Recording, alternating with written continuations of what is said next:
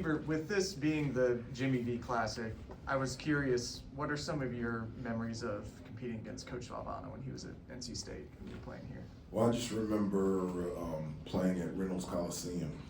You know, so many people ask me what was the toughest place to play. When I played at Carolina on the road, and without hesitation, it was at NC State, Reynolds Coliseum. Just the crowd was right on top of you. It was the most difficult place for me in terms of the atmosphere. So much so that in the 4 years, I never scored in the first half. And so my senior year, I wanted to win, but I wanted to score in the first half, and I tried everything, and I still couldn't. So every point that I scored against NC State my entire career over there was all in the second half. For whatever reason, I couldn't score in that first half basket. But and then towards the end of my career, he announced a number of our games, and so just being able to get to know him, as a coach, and then after he finished coaching was something that I really enjoyed. Hubert, what are some of the main challenges that UConn presents when you kind of look at them on tape? Obviously, they just lost a close one to Kansas, but when you look at their tape, what are some of the main challenges they present? Well, they've got tremendous athleticism and size, and so they do a really good job of protecting the paint. Because of that size, very difficult to get consistent points in the paint, whether it's post, penetration, and offensive rebounding. Really good defensively, very physical. They get to the offensive glass. They're good in transition. In their half-court sets, when they're able to execute, they do a good job at executing their plays. They got a lot of movement and guys that have the ability to knock down shots. So, there's a reason why they're defending national champions and why it'll be a tough test for us tomorrow night. Yeah, but when you're measuring pace, what do you guys look to as sort of the key numbers as a staff to determine if you're playing the pace you want statistically? Yeah, I'm not really that much of a stat guy. Looking at, I can tell whether we're playing at a good pace or not. So, like, for example, I felt like at the beginning of the game against Florida State, I felt like our pace was good. And then halfway through the first half and the beginning of the second half, I didn't feel like our pace was very good at all. And probably the determining factor that I look at it is, how we're doing on the defensive end, how we're rebounding the basketball. I feel like if we get stops and get the rebound, that's when I feel like, we've got a good pace in terms of transition, and we got guys, our wings running, our bigs running down the middle of the floor and pitching the ball ahead. So, in terms of like numbers, I don't have a number or a metric that I look at, but I can tell whether or not that I feel like that we're moving at the pace that I want to, whether it's in transition or it's in our half-court set. And we've seen you motioning, go. I'm gonna go faster. Yeah, I mean, kind of this, you've got a handful of games in where you are moving faster, but coaches are never satisfied. It's kind of, what do you feel like you accomplished as far as improving pace and tempo versus how much you think this group can grow in that? I think it can grow even more in terms of pace. One of the things that I mention to the team all the time is I want to be the fastest team from free throw line to free throw line. Obviously, in our primary break, we're looking for a layup or a dunk or a deep post catch, or let's get fouled, get to the free throw line, or a quick open three by our best three-point shooters. If we don't have that, then let's just flow right into our offense. And once we get into our offense, I want to run that with purpose and pace. And so, just for example, it was very difficult a little bit on Saturdays because one of the things that Florida State does that a lot of teams don't do is they pick up and deny even your outlet passes. So, that could stop a break. And so that was something different that we had to adjust to. But I want to go. I want to be fast, and even after made baskets, I want to get the ball out quick, and I want to get it into early offense as quickly as we can. RJ said the other day that he's getting more comfortable, not always being on the ball, playing a little bit more too, and also playing with Elliot. How have you seen his comfort being out there with Elliot, and are his shots better? Is he getting a higher quality of shot now because he's getting more catch and shoot stuff, and he can find his spots a little bit more? Yeah. Well, one of the unique things about RJ, and there's very few players in the country that have the ability to do what RJ can do. He's a gifted playmaker and scorer with the ball in his hands, and he can also do it without the ball in his hands. So, like, he's he can create and make shots with the ball, but he can also use and come off screens. He does a terrific job of moving without the basketball. He's a complete basketball player. You know, in regards to, you know, having Elliot and RJ and Seth in the game at the same time, and I've always said that I love and I want as many and, you know, playmakers out there on the floor as possible. And for the most part, against Florida State, we had all three of them in a lot in the second half, but I like to have at least 2 point guards on the floor at all time. As many guys that can create shots on the offensive end as you can, that's what I love and that's what I like to coach. Are the quality of his shots so far better than what he was getting last year? I don't think of it in terms of like comparing to last year. I don't think about last year at all, but I think the shots that he is getting this year are good shots. I do. I think he's getting quality shots, good looks at the basket, and one, I think it's because of RJ. Two, I think it's one of the things that we've emphasized this year is doing a better job of setting screens and how important it is to get your teammate open. We even keep a stat now called screen assists. Not just assists, but how many screen assists can you get, And so our guys have really caught on to that, and then, just how we're sharing the basketball. But I agree with you. I think, the field goal attempts that RJ is getting, they're good looks every time, and I always believe if good shooters get good looks, most of the time they're going to make them.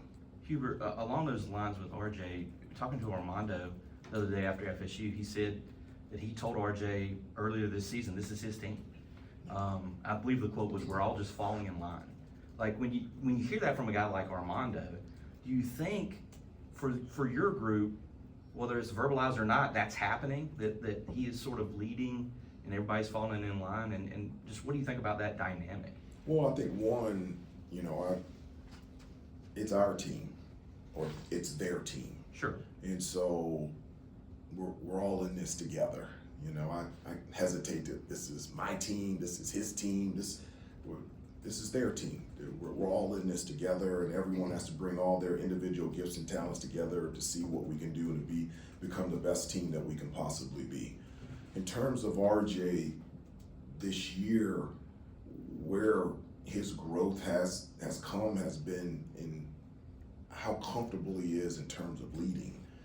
I've never seen him as vocal as in terms of talking to guys and getting everybody on the same page on and off the court during practice. If things aren't going well, whether in a game or practice, he's talking in the huddles. I mean, it's just his communication and his comfort level and confidence in being able to have a voice within his own personality has been a major difference. And so I love it. I'm glad that he feels comfortable and confident enough to be able to do that this year. Right. And this is all going on while Harrison's screaming, Cormac's screaming, like those guys are like losing their minds with their intensity. They are, and I love it. Right. I invite that. I just remember the first year with Brady, and it was just screaming all the time, but it was good screaming. I like that type of communication. I just do, and I encourage it. And during practice, games, and in huddles, I want those guys expressing, using their personality, and I'll use my personality, and we're all headed in the same direction. What are some of the challenges that a guy like Donovan Clingan can kind of present? Being 7'2", it's not like you go up against a guy that size every night. Well, Florida State had some size at every position, but you're right. UConn, that size from a defensive standpoint really clogs up the lane and makes it difficult to get consistent points in the paint. It just does. Whether you're coming off ball screens in transition, trying to straight post up, having that length and size makes it more difficult. And then on the offensive end, their ability to throw it down to the post and be able to score consistently around the basket is also something that we're going to have to deal with tomorrow night as well. And he's getting better every game. He's more confident, obviously getting more playing time this year, and he's just a really good player. Harrison has been one of the key guys on this team. He played 37 minutes against Florida State, 1 minute behind RJ for the team lead in that game. Did you envision him being such a huge part of your daily lineup when you were bringing him in here? Yes, I mean, he's, one of the things, not one of the things, but, I'm so thankful that he's here, as from an offensive standpoint, because of his size, he can play multiple positions, and his versatility of being able to score in a post and pass and shoot the ball from the outside and handle a basketball, that's a huge benefit for us offensively and on the defensive end. His versatility defensively, being able to guard many positions, and so his leadership, and you mentioned Harrison and just how vocal he is. His emotions are coming out because I think he's just so happy to be here. He's just so excited to be on this stage and having an opportunity to perform on this stage that it's just a natural emotion of it coming out. And so I love it, and I'm glad that he's here. A quick follow-up. You mentioned earlier you wanted your guys to play faster. When I talked to Harrison earlier in the year, he said he describes himself as a slow, methodical player where he likes to analyze each step. Do you think that he can do that, just have to do it faster? do you think he has the basketball IQ and the ability to do that? Is there a way that he can do that? He has been doing that, and that's his job and requirement. So I love being thoughtful and methodical, and but you're gonna have to do it at a fast speed, and he's been able to do that. He's in the best shape of his life, and he's just been really good for us this season. You talked about. A few more, and we get RJ in here. You talked about ways UConn can test y'all, but on the flip side, what do you think you bring to the table where you can test them? I appreciate that. Thank you. That's no, I think we're really good in transition. That stems from us being able to rebound. I think we average a little under 40 rebounds a game, and they're averaging 42 rebounds a game. So that's going to be a huge part. And tomorrow, who's able to control the boards? When we're able to control the boards, it gets us out in transition. And when our pace is where I think it should be, I think from an offensive standpoint, we're pretty good. We share the ball. We always good to great. We're unselfish. And another thing that we're doing really well is we're getting to the free throw line. So we're attacking the basket through post, penetration, offensive rebound, and it's allowing us to get to the free throw line and making free throws. And so my hope is that we can do that very well tomorrow night. I want to ask about Elliot. Obviously, being a UNC point guard comes with a steep learning curve. A lot of freshmen have really struggled. How, in a very small sample size, how has he navigated that so well? Well, Elliot is, he's a terrific player, but I think you can see the first second he gets on the floor, everything is all about team. It's just, you talk about his, our guys' reactions. Look at Elliot's reaction when he sees a teammate score after he passes the ball. It's a great example of how he's just instinctively thinking team first. And it's always an adjustment. I don't care how talented you are, coming from high school to playing at this level is always adjustment, but I think he's done it really well, and as well as, all of our other players have done a good job of it also. Tristan Newton kept them in the game the other night at Kansas for a long stretch.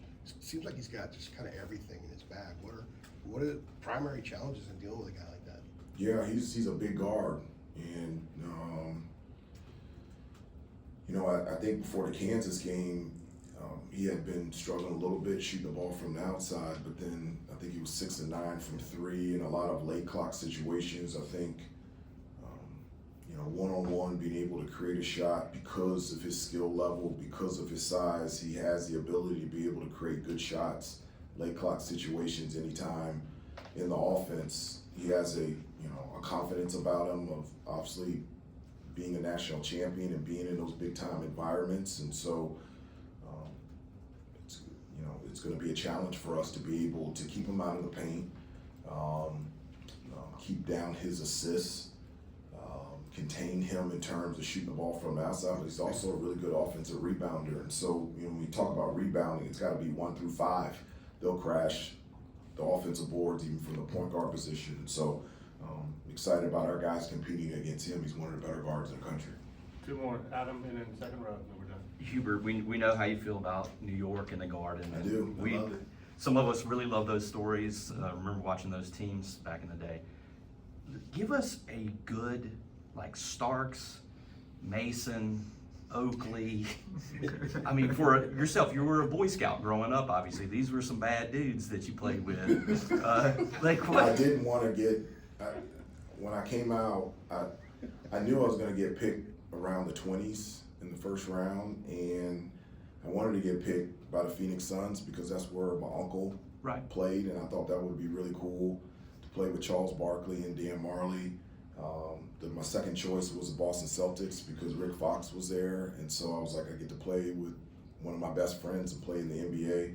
Last place that I wanted to be picked was the New York Knicks, and because of that reason, I saw them in the playoffs the year before, and I was like, they're gonna break me in half. I was like, Patrick Ewing and Mason and Oakley and Starks, and I was like, those look like some of the meanest guys in the world. And they're beating up Michael every year in the playoffs. They're beating up Michael. What are they gonna do to me? And I was really nervous about being a part of that team, and it's the best team I could have ever gone to, and I wish I could have played all 12 years with them. I absolutely loved playing for Coach Riley and Coach Van Gundy, and I loved playing for Patrick and Starks and Oakley.